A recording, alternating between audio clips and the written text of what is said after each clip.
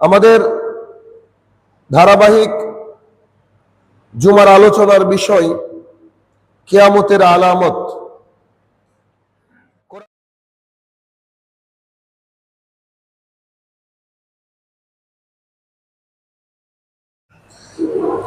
আলহামদুলিল্লাহ ওয়াহদা والصلاة والسلام على من لا نبي بعد أما بعد فإن خير الحديث كتاب الله وخير الهدي هدي محمد صلى الله عليه وسلم وشر الأمور محدثاتها وكل محدثة بدعة وكل بدعة ضلالة وكل ضلالة في النار فأعوذ بالله من الشيطان الرجيم يا أيها الذين آمنوا اتقوا الله حق تقاته ولا تموتن إلا وأنتم مسلمون عن أبي هريرة رضي الله تعالى عنه قال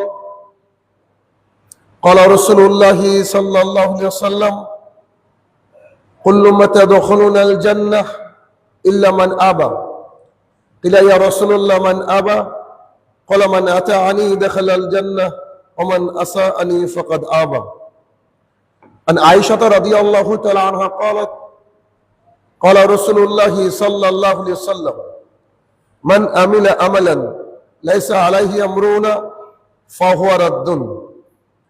সম্মানিত উপস্থিতি, সর্বপ্রথম আল্লাহ সুবহানাহু ওয়া তাআলার বারগাহে শুকরিয়া জ্ঞাপন করব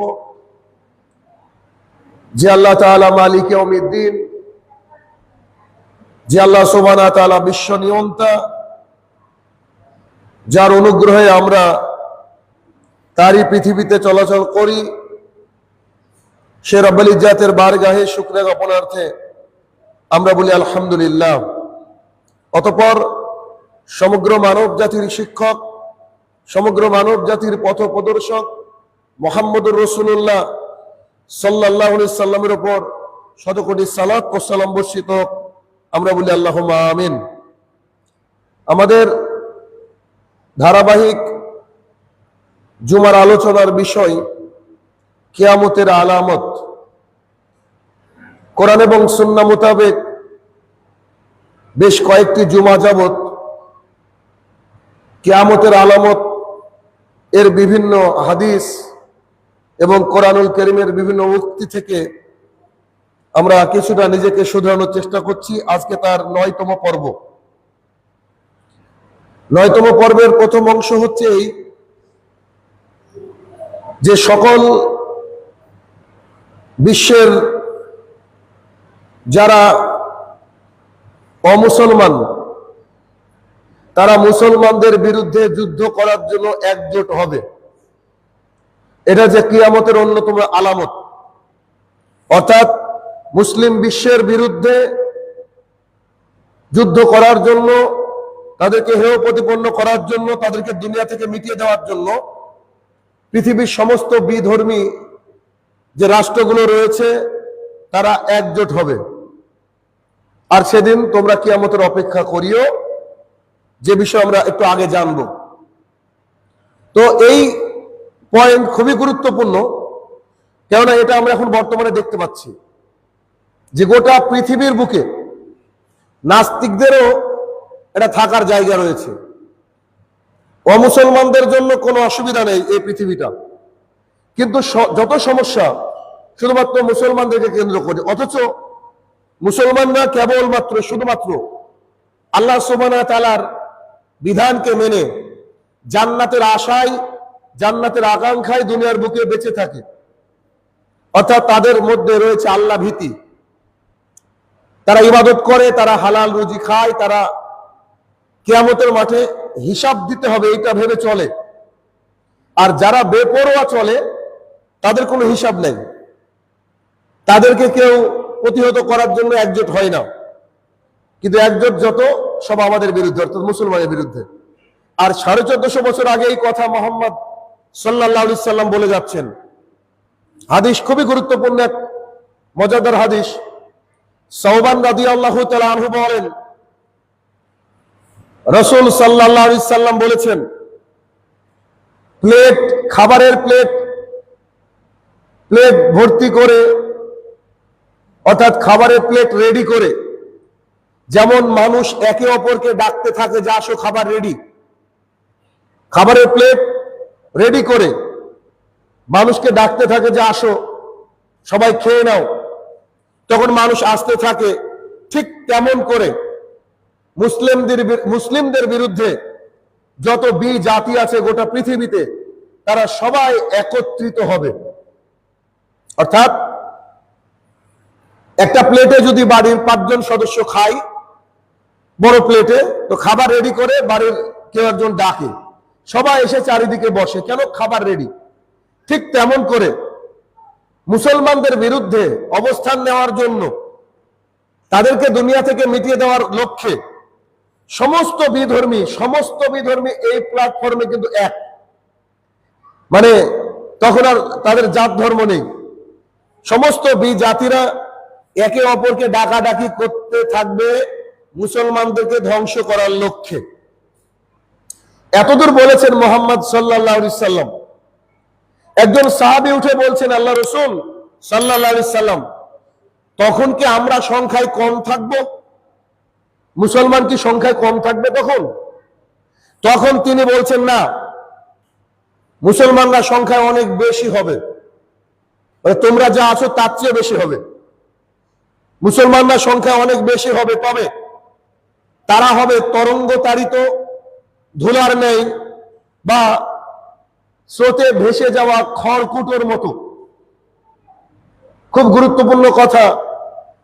রাসূল সাল্লাল্লাহু আলাইহি ওয়াসাল্লামকে সাহাবী জিজ্ঞাসা করলেন, যখন আমাদের বিরুদ্ধে সব জাতি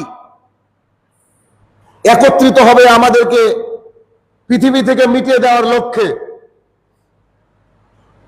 তখন আমরা কি কম থাকবো? মুসলমানের সংখ্যা কম হবে? তখন তিনি বললেন, না, অনেক থাকবে মুসলমান। তবে সেই মুসলমান হবে কিসের মতো? যেমন রাস্তায় কাজ করার সময় দেখবেন হাওয়া দিলে যেমন করে খড়কুটো উড়ে যায়, অথবা নদীতে কিছুদিন আগে যেমন পানি বাড়ার ফলে ছোট ছোট কীট পতঙ্গ বা শ্যাওলা বা পাটকাঠি ইত্যাদি এমনি ভেসে যেত, তেমন করে মুসলমানরা হবে ভাসমান। শত্রুদের অন্তর থেকে ভীতি ভয়কে উঠিয়ে নেওয়া হবে। তখন আল্লাহ রাসূল সাল্লাল্লাহু আলাইহি ওয়াসাল্লাম বলছেন যে মুসলমানরা হবে খড়কুট, মানে স্রোতে ভেসে যাওয়া খড়কুটোর মতো, আর তাদের মধ্য থেকে শত্রুদের যে ভয়, তাদেরকে দেখলে, মুসলমানকে দেখলে যে বিজাতিরা ভয় করত, সেই ভয়কে উঠিয়ে নেওয়া হবে, আর তারা এক প্রকার হীনমন্যতায় ভুগবে। সাহাবাই কেরাম জিজ্ঞাসা করলেন, আল্লাহ রাসূল সাল্লাল্লাহু আলাইহি সাল্লাম, হীনমন্যতা কি? তখন তিনি বললেন, দুনিয়ার প্রতি ভালোবাসা আর মৃত্যুবরণকে ভয় করা। দুনিয়ার প্রতি ভালোবাসা আর মৃত্যুবরণকে ভয় করা। আবু দাউদ এবং মুসনাদে আহমদের হাদিস, মুসনাদে আহমদ 22,450 নম্বর হাদিস। এই হাদিস 1450 বছর আগের, কিন্তু আপনি আমি যদি একটু প্রেক্ষাপটটা দেখি, মনে হচ্ছে যে মুহাম্মদ সাল্লাল্লাহু আলাইহি ওয়াসাল্লাম আজকের কথাই বলেছেন। গোটা পৃথিবী দেখেন মুসলমানদের বিরুদ্ধে, কিন্তু আশার বাণী এইটা যে গোটা পৃথিবীও যদি মুসলমানের বিরুদ্ধে হয়, মুসলমানের কিছু করতে পারবে না, প্রকৃত ইমানদারের কিছু করতে পারবে না। তারা ইসলামকে মিটে দেওয়ার চেষ্টা করে, কিন্তু কোনো কাজ হবে না। শুধু তারা আল্লাহ সুবহানাহু ওয়া তাআলার কাছে বেঈমান হিসেবে চিহ্নিত থাকবে, ইসলামের চির শত্রু হিসেবে তারা জাতির সামনে চিহ্নিত থাকবে। কিন্তু আল্লাহ সুবহানাহু ওয়া তাআলা মুসলমানদেরকে টিকিয়ে রাখবেন। কিন্তু দুঃখের বিষয়, রাসূলুল্লাহ সাল্লাল্লাহু আলাইহি ওয়াসাল্লাম যে মুসলমানের কথা বলেছেন, এই মুসলমানের সংখ্যা অনেক। এখন মুসলমানের ঈমান নাই, সামান্য কিছুতে ঈমান নষ্ট হয়ে যাচ্ছে, সামান্য কিছু প্রলোভনে ঈমানকে বিক্রি করে দেওয়া হচ্ছে। এই মুসলমানের কথা বলেছেন যাদেরকে ফু দিয়ে উড়িয়ে দেওয়া যায়। অথচ সেই জামানার একজন মুসলমানের কথা যদি আপনি চিন্তা করেন, যে কোনো একজন, যদি দেখেন বিলাল রাদিয়াল্লাহু তাআলা আনহু, দেখেন কি অত্যাচারের সম্মুখীন হয়েছে, তবুও দ্বীন ইসলাম ছাড়েননি। সাদ ইবনে আবি ওয়াক্কাস রাদিয়াল্লাহু তাআলা আনহু, তার মা তার চোখের সামনে মারা যাওয়ার জন্য বলেছে, তবুও সে দ্বীন ইসলামকে ত্যাগ করেনি। আলী ইবনে আবি তালেব রাদিয়াল্লাহু তাআলা আনহু, কত অত্যাচার করা হয়েছে, তবুও দ্বীন ইসলামের কোনো ছিটেফোঁটা তাদের অন্তর থেকে বেরিয়ে যায়নি। আবু বকর রাদিয়াল্লাহু তাআলা আনহু এলাকা ছেড়ে চলে গিয়েছেন, সম্পদ ছেড়ে চলে গিয়েছেন, তবুও দ্বীন ইসলামের কোনো ছিটেফোঁটা তাদের অন্তর থেকে বেরিয়ে যায়নি। অথচ বর্তমানে মুসলমানরা রাসূলুল্লাহ সাল্লাল্লাহু আলাইহি ওয়াসাল্লামের এই কথিত যে হাদিস, এই হাদিসের মতো একেবারে হুবহু যে মুসলমানের সংখ্যা বেড়েছে বর্তমানে, কিন্তু সবাই আমরা খড়কুটোর মতো আজকে গোটা বিশ্বের দিকে তাকে কোটি কোটি মুসলমান, এই কোটি কোটি মুসলমান হচ্ছে আজকে সব খড়কুটোর মতো ভেসে বেড়াচ্ছে। বিধর্মীদের মনে মুসলমানকে দেখলে আর ভয় লাগে না, মুসলমানদেরকে দেখে ভয় লাগে না। আর মুসলমানরা সংখ্যায় বেশি হলেও ইমানি শক্তিতে শেষ, একেবারে পরাহত। আল্লাহ রাসূল সাল্লাল্লাহু আলাইহি ওয়াসাল্লাম এই হাদিস বললেন আজকে থেকে 1450 বছর পূর্বে মুসলমানের অবস্থান এরকম। তাহলে এই হাদিস থেকে একটা বিষয় আমরা পেতে পারি যে এখন যদি আমরা আবারও আগের মতো গোটা বিশ্বের দরবারে নিজেকে সমাদৃত করতে চাই, নিজের নামকে আবার ফুটিয়ে তুলতে চাই, কোরআন এবং সুন্নাহর আইনকে বাস্তবায়ন করতে চাই, আমাদেরকে যুদ্ধ করা লাগবে না। আমাদেরকে শুধু ইমানি যে শক্তি, সাহাবায়ে কেরামের মতো ইমানি শক্তিকে ফিরিয়ে আনতে হবে। আল্লাহ সুবহানাহু ওয়া তাআলা আবার রাজত্ব দিবেন, আল্লাহ সুবহানাহু ওয়া তাআলা আবার আমাদেরকে সম্পদ দিবেন। আল্লাহ শুধু চান যে তার বান্দা মুমিন হোক। আমাদের সব আছে এখন, কিন্তু আমরা মুমিনের জায়গা থেকে সরে এসেছি। এটা যে অন্যতম একটা কিয়ামতের আলামত যা এখন ঘটে চলেছে। এখন আমাদেরকে প্রস্তুতি নিতে হবে যে কবে হয়তো কিয়ামত চলে আসলো, কখন হয়তো মালাকুল মউত চলে আসবে, আমাদেরকে প্রস্তুতি গ্রহণ করতে হবে। পরের কিয়ামতের আলামত হচ্ছে নামাজের ইমামতিতে মুসল্লিদের ধাক্কা ধাক্কি। এটা অন্যতম একটা কিয়ামতের আলামত। সেটা কি? আব্দুল্লাহ ইবনে আমর রাদিয়াল্লাহু তাআলা আনহু বলেন, রাসূল সাল্লাল্লাহু আলাইহি ওয়াসাল্লাম বলেছেন, এমন একটা যুগ আসবে, এমন একটা সময় আসবে, এমন একটা যুগ আসবে যখন মানুষ মসজিদে জমায়েত হবে, নামাজ পড়বে। মানুষ মসজিদে জমায়েত হবে, নামাজ পড়বে, তাদের মধ্যে একজনও মুমিন খুঁজে পাওয়া যাবে না। মানে নামাজ পড়বে কিন্তু একজনও মুমিন খুঁজে পাওয়া যাবে না। মুস্তাদ হাকিমের হাদিস 8365তম হাদিস।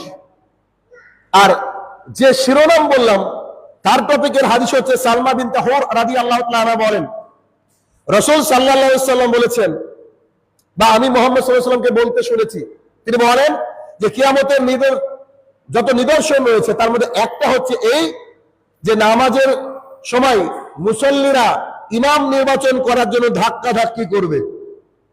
ইমাম নির্বাচন করার জন্য ধাক্কাধাক্কি করবে। এটা মুসনাদ আহমদের হাদিস 27,137 নম্বর হাদিস, 38 নম্বর হাদিস। দেখেন মুসল্লিদের ধাক্কাধাক্কি এই শব্দের অর্থ কি, তার প্রমাণ আপনারা নিজেই পান। দেখা যাবে আমি আর টুটুল যদি না থাকি তাহলে কিন্তু একে অপরকে আপনারা ধাক্কা দিতে লাগেন যে কে যাবে নামাজ পড়তে। কিরাতের অবস্থা তো সবারই খারাপ কাছে, আবার ঠিক মতো আমরা সূরাও জানি না, নামাজও পড়াতে পারি না। এই যে ধাক্কা ধাক্কি এটা নেমে আসবে। আর রাসূল সাল্লাল্লাহু আলাইহি ওয়াসাল্লাম এই কথাই বললেন। আমাদের তো আছে আমাদের বড় মসজিদে সুন্নি হানাফি মসজিদের অবস্থা আরো খারাপ। ইমাম আর মুয়াজ্জিন যদি না আসে তাহলে কেউ যেতে চায় না সামনে। কেন? কেউ তো কিছু জানে না, গিয়ে কি করবে, কিভাবে রুকু সেজদা করতে এটাও জানে না, দোয়া দরুদ তো দূরের করে রাখলো। 70 বছর নামাজ পড়ছে, সূরা ফাতিহা জানে না। 70 বছর, 65 বছর, 60 বছর, 50 বছর সালাত আদায় করছে, ও দরুদ ইব্রাহিম জানে না। পরিস্থিতি কত ভয়ঙ্কর। মানে মানুষের ইলমের অবস্থা খুব খারাপ হবে, পরিস্থিতি ভয়াবহ হবে। তখন তোমরা কিয়ামতের আলামতের জন্য অপেক্ষা করো। রাসূলুল্লাহ সাল্লাল্লাহু আলাইহি ওয়াসাল্লাম এটা বললেন। অর্থাৎ পরে হাদিসটা আরো ভয়ঙ্কর, যেটা বললাম শুরুতে, যে মসজিদে এসে মানুষ নামাজ পড়বে, তার মধ্যে কেউ ইমানদার থাকবে না। কেননা নামাজ পড়েই মানুষ আবার জমির ফসল কাটে, নামাজ পড়ে মানুষ মানুষের সাথে ঠকানোর জন্য রাস্তায় বেরিয়ে যায়, নামাজ পড়ে মানুষ হারাম ইনকামের রাস্তায় বেরিয়ে যায়। তাহলে ইমান কি করে থাকলো? শুধুমাত্র নামাজে আসে, ব্যাস।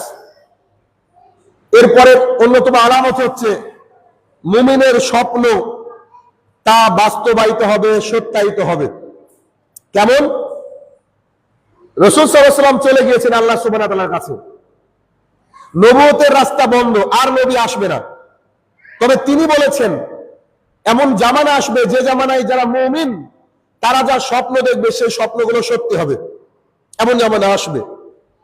যেমন আয়েশা রাদিয়াল্লাহু তাআলা আনহা বলেন, রাসূল সাল্লাল্লাহু আলাইহি সাল্লাম বলেছেন, আমার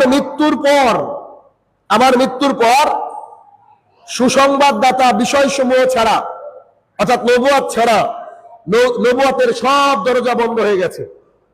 সুসংবাদদাতা ছাড়া নবুয়তের সব দরজা বন্ধ হয়ে গেছে। সাহাবায়ে কেরাম জিজ্ঞাসা করলেন, সুসংবাদদাতা বলতে এটা আবার কি? তো তিনি বললেন, মুমিনের স্বপ্ন যা হবে সত্য, অর্থাৎ যা আল্লাহর পক্ষ থেকে দেখানো হবে। দলিল মুসনাদ আহমদ ২৩,৮৪৬ নম্বর হাদিস। তার মানে এখানে একটু ব্যাখ্যা করার বিষয় আছে। মানুষ স্বপ্ন দেখে তিন প্রকার। মানুষের স্বপ্ন তিন প্রকার। এক, প্রতিদিন মানুষ যা ভাবে দিনে, ওইটা গিয়ে রাত্রিবেলায় দেখে। এটা হচ্ছে মুমিনের মানে নর্মাল স্বপ্ন। মানে মানুষ সারাদিন যা ভাবে রাত্রিবেলায় ঘুমানোর সময় ওটা স্বপ্নে দেখে। দুই, শয়তান তাকে দেখায়। দেখবেন আজে বাজে অনেক স্বপ্ন দেখি আমরা, এটা শয়তান দেখায়। তিন, আল্লাহর তরফ থেকে স্বপ্ন আসে। আর এই স্বপ্ন দেখবে কারা? যারা হবে মুমিন, যারা আল্লাহওয়ালা মানুষ, যারা দ্বীন ইসলামের পথে আছে, যারা সত্যবাদী, যাদের ইনকাম হালাল, এই মুমিন যারা, তারা এই স্বপ্ন দেখবে। তাই রাসূল সাল্লাল্লাহু আলাইহি ওয়াসাল্লাম এই কথা বলেছেন যে মুমিনের স্বপ্ন হবে সত্য। আর একটা হাদিস রাসূল সাল্লাল্লাহু আলাইহি ওয়াসাল্লাম বলেছেন, কিয়ামত যখন নিকটবর্তী হবে, যখন কিয়ামত ঘনিয়ে আসবে, মুসলমানদের স্বপ্ন খুবই কম মিথ্যা হবে। মানে মুসলমানদের স্বপ্ন প্রায় সত্য হয়ে যাবে, যার বেশিরভাগ স্বপ্ন সত্যি হবে। তবে স্বপ্ন সত্য হবে, কিন্তু স্বপ্ন কারা দেখবে? যারা মুমিন, তারাই কেবলমাত্র স্বপ্ন দেখবে। আর একথা বলে তিনি বললেন যে মুসলমানের স্বপ্ন হচ্ছে নবুয়তের ৪৬ ভাগের ১ ভাগ। মুসলমানদের স্বপ্ন কি? ৪৬ ভাগের ১ ভাগ। এটা যে নবুয়তের অন্যতম নিদর্শন। মানে কি? রাসূল সাল্লাল্লাহু আলাইহি ওয়াসাল্লামকে যে আল্লাহ নবী করে পাঠিয়েছিলেন, তার প্রত্যেকটা কথা ওহী আল্লাহর তরফ থেকে এসেছে। মুমিনের স্বপ্ন হচ্ছে ওই ওহীর মতো অনেকটা, যেটা নবী করিম সাল্লাল্লাহু আলাইহি ওয়াসাল্লামকে যদি ৪৬ দিয়ে ভাগ করা হয় তার ১ ভাগ। সুবহানাল্লাহ। চিন্তা করেন, মুমিন যদি স্বপ্ন দেখে, এই স্বপ্ন নবুয়তের একটা, অর্থাৎ আল্লাহর তরফ থেকে একটা বিশেষ আশা, নিদর্শন সমূহের অন্যতম একটা। তাহলে এটা হচ্ছে আল্লাহ তাআলার তরফ থেকে স্বপ্ন যদি কেউ দেখে, আর সেই ব্যক্তি যদি মুমিন হয়, কিয়ামতের আগে বেশিরভাগ মুমিন কি করবে? স্বপ্ন দেখবে। আর যে স্বপ্ন হবে সত্য, তবে মুমিন পাওয়া খুব মুশকিল হয়ে যাবে কিয়ামতের আগের অবস্থায়। এরপরে আলামত হচ্ছে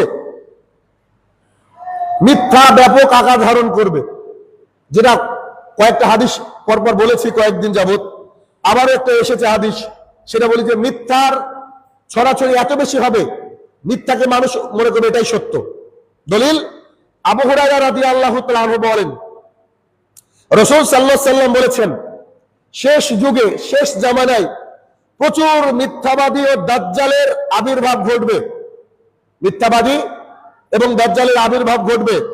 তারা এমন সব কথা বলবে, এমন এমন উদ্ভট কথা বলবে, এমন এমন কথা বলবে, তোমরা এবং তোমাদের পূর্বপুরুষ কেউ শোনোনি। তোমরা এবং তোমাদের পূর্বপুরুষ কেউ শোনোনি। তাদের থেকে তোমরা বেঁচে থাকবে। আল্লাহ রাসূল সাল্লাল্লাহু আলাইহি ওয়াসাল্লাম নির্দেশ দিচ্ছেন, তাদের থেকে তোমরা বেঁচে থাকবে। তারা যেন পথভ্রষ্ট, যেমন করে তারা নিজেরা পথভ্রষ্ট, এই ফিতনার মধ্যে তোমরা যেন নিমজ্জিত না হও, তার থেকে তোমরা বেঁচে থাকবে। এটা একেবারে মুসলিম শরীফের শুরুর দিকের হাদিস, 16 নম্বর হাদিস। অর্থাৎ কিয়ামতের আগে বেশ কিছু মিথ্যাবাদীর আবির্ভাব ঘটবে, দাজ্জালের আবির্ভাব ঘটবে। তা থেকে আমাদেরকে বেঁচে থাকার কথা বললেন মুহাম্মদ সাল্লাল্লাহু আলাইহি ওয়াসাল্লাম। দেখেন, অনেক আলেম সমাজে রয়েছে যারা বিদআত করে, তারা নানান রকম মিথ্যা কিছু বানিয়ে দেয়। যেমন আপনি দেখেননি, আপনি শুনেননি, পূর্বপুরুষ জানতো না, এমন অনেক কিছু তারা বানিয়েছে। যেমন কবরে লাশকে নিয়ে যাওয়ার আগে 40 কদম, যদি জাল জয়ী হাদিস থাকতো তাও তো চলতো। কবর যখন কোনো ব্যক্তি মারা গেল, সে ব্যক্তি নামাজ পড়ুক আর না পড়ুক, তার মাথাতে টুপি দিয়ে দেওয়া। কবরস্থ ব্যক্তি, সেই কবরস্থ ব্যক্তির সামনে গিয়ে কোরআন তেলাওয়াত। এরকম নানান কিছু উদ্ভট জিনিস যা ইতিপূর্বে কেউ শোনেনি, এরা আমাদের সমাজ চালু করেছে। আরো একটা জিনিস চালু হয়েছে, জানি না আমাদের এলাকা এখন হয়েছে কিনা, যে কবরের পাশে গিয়ে আজান দেওয়া। মানে এরকম আশ্চর্য আশ্চর্য কিছু আবিষ্কার সমাজের মানুষ করবে আর মিথ্যা ব্যাপক হারে ছড়িয়ে যাবে, তখন রাসূল সাল্লাল্লাহু আলাইহি ওয়াসাল্লাম বলেছেন যে তোমরা ওই তাদের থেকে বেঁচে থাকো, এ কথা বলেছেন। তাহলে বোঝা যাচ্ছে এই বিষয় থেকে আমাদেরকে বেঁচে থাকতে হবে। আর একটা হাদিস, জাবের ইবনে সামিরা রাদিয়াল্লাহু তাআলা আনহু বলেন, জাবের ইবনে সামিরা রাদিয়াল্লাহু তাআলা আনহু বলেন রাসূল সাল্লাল্লাহু আলাইহি সাল্লাম বলেছেন যে কিয়ামতের আগে কতিপয় মিথ্যুকের আগমন ঘটবে, মিথ্যাবাদীদের আগমন ঘটবে, তাদের থেকে তোমরা নিরাপদ দূরত্ব অবস্থান করবে, তাদের থেকে তোমরা কি করবে? নিরাপদ দূরত্ব অবস্থান করবে। মুসলিম শরীফের হাদিস 4815 নম্বর হাদিস। ঠিক যেমন বর্তমান জামানায় আহলে কোরআন নামে যারা বেরিয়েছে, আসলে আহলে কোরআন না, এরা যে মুনকিরিনে হাদিস, এরা আল্লাহর এক অংশকে স্বীকার করে আর এক অংশ স্বীকার করে না, এরাও কেউ মুসলমান নয়, এদের থেকে দূরে থাকতে হবে। প্রয়োজনই নাই আপনার কথা বলার, দরকারই নাই, আপনি আপনার ইমানকে বাঁচাতে হবে। আল্লাহ রাসূল সাল্লাল্লাহু আলাইহি ওয়াসাল্লাম বলতে পারতেন যে তোমরা তর্ক করবা, তোমরা বাহাস করবা, তোমরা মোনাজারা করবা। আল্লাহ রাসূল কি বললেন? তাদের থেকে দূরে থাকতে হবে। তার মানে কথা বেশি হয়ে গেলে কি করতে হবে? আপনার দেখছেন অপথভ্রষ্ট, আপনি কোরআন এবং সুন্নাহ মোতাবেক দেখছেন, সঙ্গে সঙ্গে তার থেকে দূরত্ব বজায় করতে হবে। যদি এগুলো আমরা করি, তাহলে আমরা রাসূল সাল্লাল্লাহু আলাইহি ওয়াসাল্লাম হাদিস মোতাবেক আমরা হেফাজতে থাকবো। আচ্ছা, এরপরে আলামত, পরস্পরের মধ্যে হিংসা বিদ্বেষ বেড়ে যাবে, এটাও একটা কিয়ামতের অন্যতম আলামত। হাদিস একটু লম্বা, শর্ট করে বলার চেষ্টা করি। হুদাইফা রাদিয়াল্লাহু তাআলা আনহু বলেন রাসূল সাল্লাল্লাহু আলাইহি সাল্লাম বলেছেন, একজন ব্যক্তি একবার জিজ্ঞাসা করলেন আল্লাহ রাসূল সাল্লাল্লাহু আলাইহি সাল্লাম, কিয়ামত কখন হবে? একজন ব্যক্তি এসে আল্লাহ রাসূল সাল্লাল্লাহু আলাইহি সাল্লামকে জিজ্ঞাসা করলেন কিয়ামত কখন হবে? তখন তিনি তার জবাবে বললেন, কিয়ামতের প্রকৃত জ্ঞান একমাত্র আল্লাহর আছে। অনেকে বলেন আল্লাহ রাসূল গায়েব জানেন। দেখেন এই হাদিসটাই দলিল যে আল্লাহ রাসূল গায়েব জানেন না, আল্লাহ রাসূলকে যা জানানো হয়েছে তিনি কতটুকু জানেন। অথচ তারা দাবি করে আল্লাহ রাসূল সাল্লাল্লাহু আলাইহি ওয়াসাল্লাম গায়েব জানেন, মিথ্যা কথা। তিনি বলছেন কিয়ামতের একমাত্র জ্ঞান কার? একমাত্র জ্ঞান আল্লাহ সুবহানাহু ওয়া তাআলার কাছে। আর শোনো, তিনি তা সময় মতো ধীরে ধীরে প্রকাশ করবেন। আল্লাহ রাসূল সাল্লাল্লাহু আলাইহি ওয়াসাল্লাম বলছেন কিয়ামত কবে হবে এটা একমাত্র জ্ঞান কার? আল্লাহর কাছে। আর তিনি সময় মতো আস্তে আস্তে ধীরে ধীরে প্রকাশ করবে। তবে আমি তোমাদেরকে কিয়ামতের কিছু আলামত নিদর্শন বলে দিচ্ছি, আমি তোমাদেরকে কিয়ামতের কিছু আলামত, কিছু নিদর্শন বলে দিচ্ছি। শোনো, কিয়ামতের আগে প্রচুর পরিমাণে ফিতনা হবে, কিয়ামতের আগে প্রচুর পরিমাণে হারাজ হবে। সাহাবায়ে কেরাম জিজ্ঞাসা করলেন, ফিতনা তো আমরা বুঝি, তা হারাজটা কি? তখন তাকে বলা হলো, বা সাহাবায়ে কেরামকে বলা হলো, হারাজ মানে হচ্ছে হত্যাকাণ্ড, পরস্পরের মাঝে হিংসা বিদ্বেষ বেড়ে যাবে, হিংসা বিদ্বেষ বেড়ে যাবে, ফলে তারা কেউ কাউকে চিনবে না, এতই হিংসা বেড়ে যাবে, একজন আরেকজন সম্পর্কে জানার প্রয়োজন বোধ করবে না। মুসনাদে আহমদের হাদিস 23,354 নম্বর হাদিস। অত্র হাদিস থেকে আমরা পেলাম যে কিয়ামতের পূর্বে ফিতনা নেমে আসবে, কিয়ামতের পূর্বে হারাজ বেড়ে যাবে, খুনোখুনি বেড়ে যাবে, আর কিয়ামতের পূর্বে মানুষের মধ্যে হিংসা বিদ্বেষ বেড়ে যাবে। অর্থাৎ হিংসা বিদ্বেষ এতটা বেড়ে যাবে যে মানুষ মানুষ সম্পর্কে কি করবে? জানার চেষ্টা করবে না, প্রয়োজন বোধ করবে না, এত বেশি হিংসা বিদ্বেষ বেড়ে যাবে। বর্তমান জামানার দিকে যদি আমরা খেয়াল করি, দেখেন পুরোপুরি স্বার্থের কারণে একে অপরের সঙ্গে সম্পর্ক থাকে, স্বার্থ শেষ হয়ে গেলে আর সম্পর্ক নেই। হিংসা, এত পরিমাণে বিদ্বেষ আমাদের অন্তর্গত একবারে হিংসা বিদ্বেষে গজগজ করে। অতএব এইসব বিষয় রাসূল সাল্লাল্লাহু আলাইহি ওয়াসাল্লাম আমাদেরকে জানালেন, এই বিষয় থেকে আমাদেরকে বুঝে জেনে এই বিষয়গুলোর উপর আমল করে এই ফিতনা থেকে আমাদেরকে দূরে থাকার চেষ্টা করতে হবে। আল্লাহ সুবহানাহু ওয়া তাআলা আমাদেরকে সেই তৌফিক আদা করুক। আল্লাহুম্মা আমিন।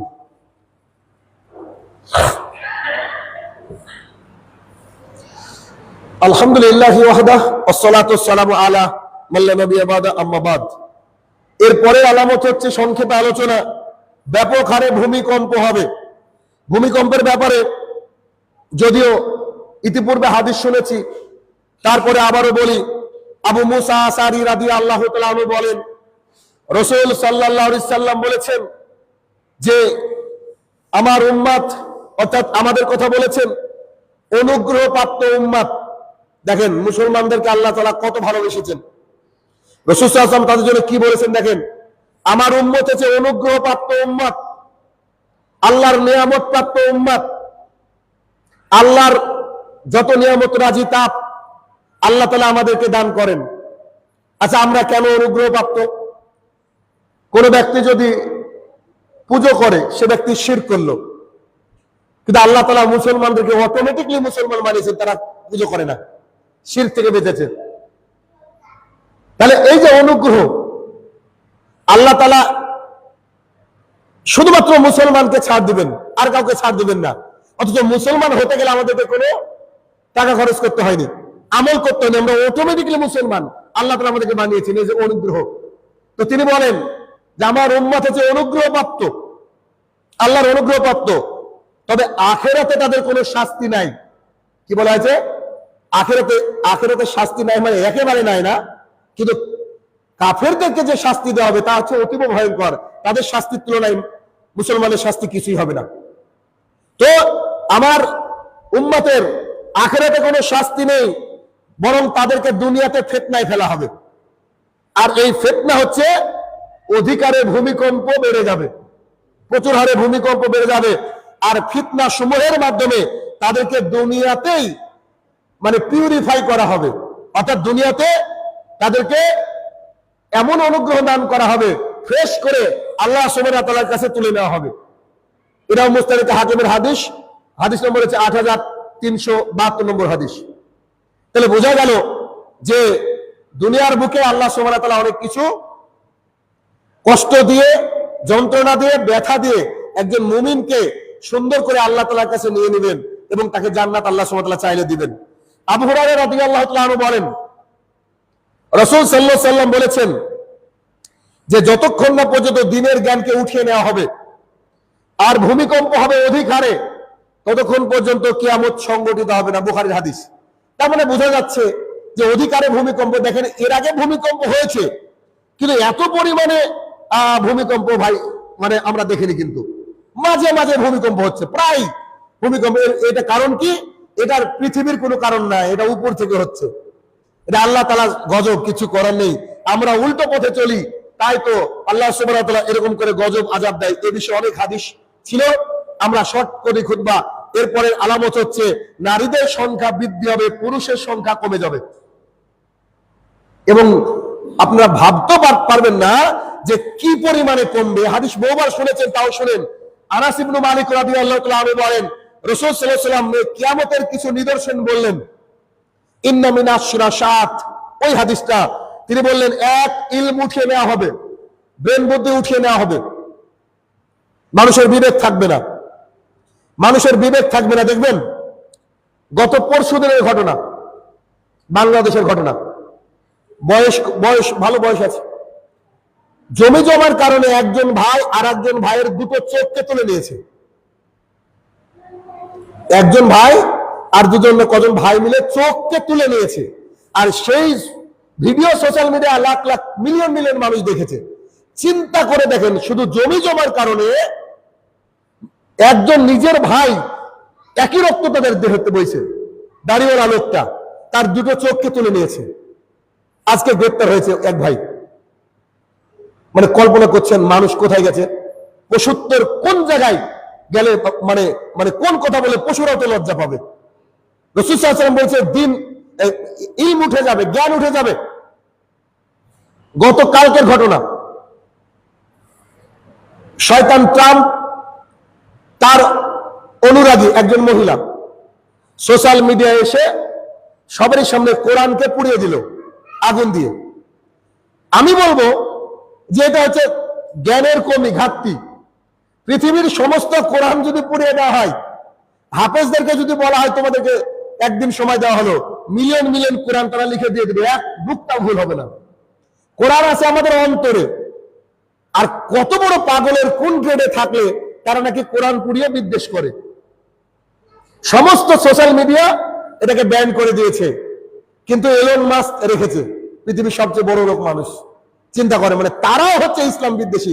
যেটা শুরুতে আজকে বলেছি যে গোটা পৃথিবীর মানুষ কি করেছে, মুসলমানের বিরুদ্ধে লাগছে, কিচ্ছু করতে পারবে না, খালি ঈমান যদি থাকে। ঈমান না থাকলে কিছু বলার নেই। এক, তাহলে কি ইলম উঠিয়ে নেওয়া হবে। দুই, মূর্খতা বর্ষণ হবে। তিন, ব্যভিচার বেড়ে যাবে। চার, ব্যাপক হারে মদ পান করবে মানুষ। পাঁচ, পুরুষের সংখ্যা কমে যাবে। ছয়, নারীর সংখ্যা বেড়ে যাবে। নারীর সংখ্যা বেড়ে যাবে, পুরুষের সংখ্যা কম হবে। এটার ব্যাখ্যা করতে গিয়ে উলামায়ে দ্বীন বলছেন যে কিয়ামতের আগে আল্লাহ সুবহানাহু ওয়া তাআলা পুরুষকে জন্মই দিবে কম, অর্থাৎ পুরুষ মায়ের পেট থেকে কম হবে। নারীদেরকে আল্লাহ সুবহানাহু ওয়া তাআলা ঘরে ঘরে নারী দিবে, প্রচুর নারী দিবে। এমনকি রাসূলুল্লাহ সাল্লাল্লাহু আলাইহি ওয়াসাল্লাম বলছেন একজন পুরুষের অধীনে প্রায় 50 জন মহিলা থাকবে, এমন একটা সময় আসবে। জানি না তাদের স্ত্রী হবে নাকি কি হবে এটা জানি না, তবে একজন পুরুষের অধীনে 50 জন মহিলা থাকবে। এই হিসাব করতে গেলে দেখেন, চিন্তা করেন পরিস্থিতি কি আসছে। আর এখন কিন্তু খুব মেয়ে হচ্ছে, চারিদিকে দেখেন মেয়ে হচ্ছে মেয়ে হচ্ছে মেয়ে হচ্ছে। কেন? এরাও একটা কিয়ামতের অন্যতম আলামত। পুরুষরা কমে যাচ্ছে, পুরুষরা কমে যাচ্ছে। তাহলে এই যে পুরুষদের কমা আর মহিলাদের বেড়ে যাওয়া, এটাও যেমন কিয়ামতের আলামত, ঠিক তেমন করে যদি একটু খেয়াল করেন বুঝতে পারবেন নারীরা যখন সমাজে বেড়ে যাবে তখন ফিতনাও বেড়ে যাবে। এটা ন্যাচারাল। নারীরা হচ্ছে ফিতনা। কারণ রাসূলুল্লাহ সাল্লাল্লাহু আলাইহি ওয়াসাল্লাম বলেছেন যে তোমরা টাকা থেকে বাঁচো আর নারী থেকে বাঁচো। কেন? বনী ইসরাঈলদের মধ্যে সর্বপ্রথম ফিতনা শুরু হয়েছিল নারী নিয়ে। পৃথিবীর বুকে যত অনর্থক ঘটে, যত অন্যায় অপকর্ম কুকীর্তি ঘটে, তার মূলে হচ্ছে দুটো বস্তু, এক হচ্ছে নারী, দুই হচ্ছে টাকা। আর কিয়ামতের পূর্বে নারী বেড়ে যাবে। আর নারী বেড়ে যাবে মানে কিচ্ছু করার নাই, এত ফিতনা চলে আসবে, চারিদিকে ফিতনা চলে আসবে। আর যেটা ঘটছে এখন বর্তমানে, অতএব আমাদেরকে সাবধানতা অবলম্বন করতে হবে, আমাদেরকে এখান থেকে শিক্ষা নিতে হবে, যাতে করে আল্লাহ সুবহানাহু ওয়া তাআলার কাছে আমরা ফ্রেশ হিসেবে যেতে পারি। আর এই বিষয়গুলো জেনে, এই বিষয়গুলো আমাদের জানার দরকার আছে। কেন জানার দরকার আছে? না জানলে তো আমি বুঝবো না যে আমার উপরে কি মানে ভয়াবহ পাপ নেমে আসছে, আযাব নেমে আসছে, আমাকে ওখান থেকে বাঁচতে হবে, আমাকে ওখান থেকে বাঁচতে হবে। আর এই বাঁচার রাস্তা আমাদেরকে নিজেকে বের করে নিতে হবে। আল্লাহ সুবহানাহু ওয়া তাআলা আমাদেরকে যতগুলো বিষয় শুনলাম সবগুলোকে মেনে চলার তৌফিক আদা করুক, আল্লাহুম্মা আমিন। যা থেকে আমরা নিষেধের হাদিস এবং কোরআন থেকে শুনলাম, আল্লাহ তাআলা আমাদের সেই রাস্তা থেকে দূরে রাখুন, আল্লাহুম্মা আমিন। হে আমার প্রতিপালক, যারা আমাদের মধ্য থেকে চলে গেছে মাবুদ, তাদেরকে তুমি ক্ষমা দান করো এবং জান্নাতুল ফেরদৌস দান করো, আল্লাহুম্মা আমিন। হে আমার প্রতিপালক, যারা ঘরে ঘরে অসুস্থ, হে আমার প্রতিপালক, তাদেরকে তুমি শেফায়ে কামেলা দান করো, আল্লাহুম্মা আমিন। হে আমার প্রতিপালক, আমরা যেন হালাল রুজি খেয়ে পৃথিবীর মায়া ত্যাগ করতে পারি, আল্লাহ তুমি সেই তৌফিক আদা করো, আল্লাহুম্মা আমিন।